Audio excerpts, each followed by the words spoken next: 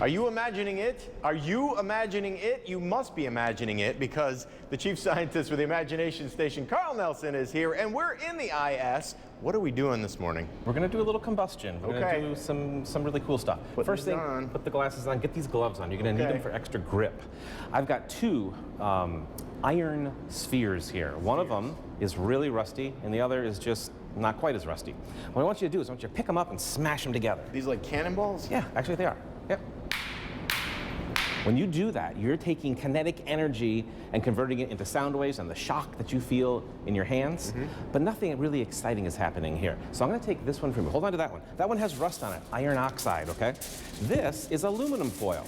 Aluminum is a very highly reactive metal, but this has an oxide layer on the outside.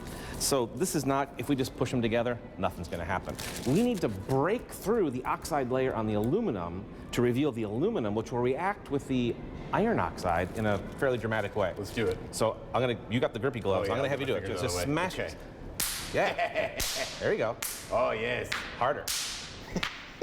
Spark. Okay, so this is actually called a thermite reaction. If you look at this, I've actually blown off some of the aluminum foil. It's a microscale reaction. I mean, it's just this tiny little amount is actually reacting. But it's called a thermite reaction when the aluminum reacts with the iron oxide.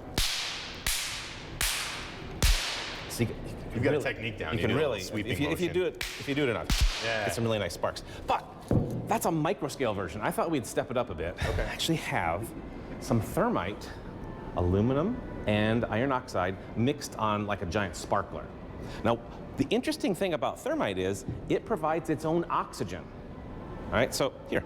I think I see where you're going. Hold that at the very end of, this is like a super sparkler. All right, okay? Is this one you can purchase or something you made at home? Not one that you can purchase, I can. But what we're gonna do is you're gonna light it up, and I want you to just place it in the water. All right, here we go. Let's start the end.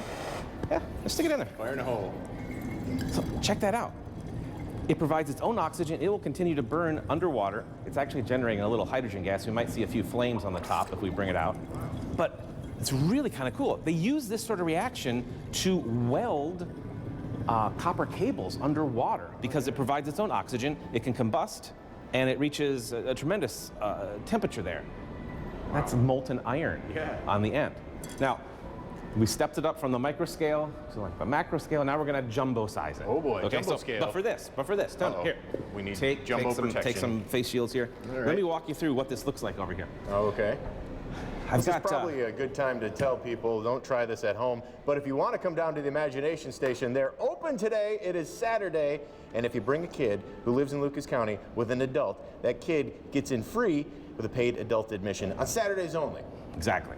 What I have here, 2 clay pots. The clay pots have a hole in the bottom, okay? This one I've covered up with a piece of cardboard. What we're gonna do is I'm gonna put this on this stand. Beneath it, I have some dry sand. This is the thermite mixture. Aluminum plus iron oxide. Okay. All right, we're gonna add this to the top container. Then we are going to add our giant sparkler, and this time we're gonna get away quickly. Okay. Okay? Because the thermite reaction will begin up here, and we should be able to form some molten iron. Let's do it. All right. So I'm gonna have you step out over there just in case. Good idea. Just Good in idea. case. Just in case. He doesn't trust me at all. Well, he's like, you just you'll see here. You'll see here. Far away.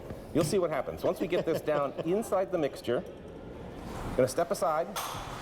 Whoa, I think something broke already. Yep, it often breaks. Reaching temperatures over 4,000 degrees Fahrenheit, all right? Now down inside there, do you see that it's still happening up there, still going on.